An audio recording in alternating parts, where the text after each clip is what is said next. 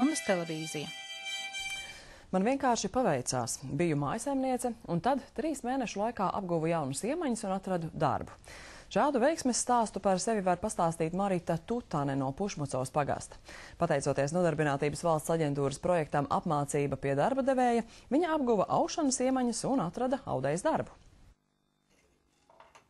5 gadus Marita Tutane no Pušmucovas pagasta dzīvoja mājās un auklēja savus mazuļus. Darbu atrast bijis grūti, jo arī profesijas Maritai nesot. Tāpēc, kad viņai piedāvājuši Nodarbinātības valsts aģentūras projekta ietveros Apmācība pie darba devēja apgūt aušanas iemaņas, viņa nedomājot piekritusi, lai arī pirms tam aušana bijusi kā tumša bilde. Mēģināts nav zaudēts.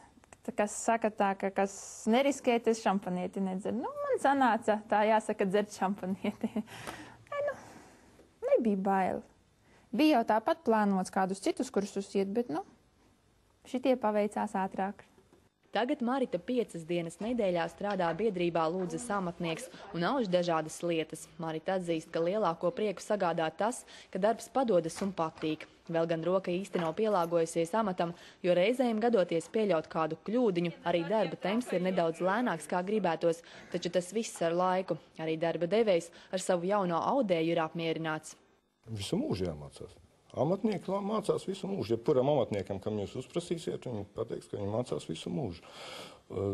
3 mēnešos var ielikt pamatus. Ja? Lai tas cilvēks apjēdz, amatnieks sāk apjēgt vispār, ko kā darīt. Ja?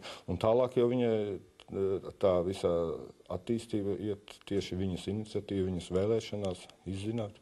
Tas, ka Marita strādā šobrīd, ir liels atspējs ģimenes budžetam. Papildus naudiņa lieti nodarot, jo nemitīgi nākas skaitīt un taupīt. Iepriekš bija tā, ja kā veikalā, ko gribēju to pirkt. Tagad bišķi jāapdomā, var no kā atteikties, jāatsakās, protams. Pārsvarā mēs ar vīru no visa atsakāmies, viss jau bērniem aiziet. Lai arī tagad mājās Maritai sanāk krietni mazāk uzturēties, viņa atzīst, ka to visu var apvienot. Lāsma Zute, Andrejs Mažāns, Latgales reģionālā televīzija.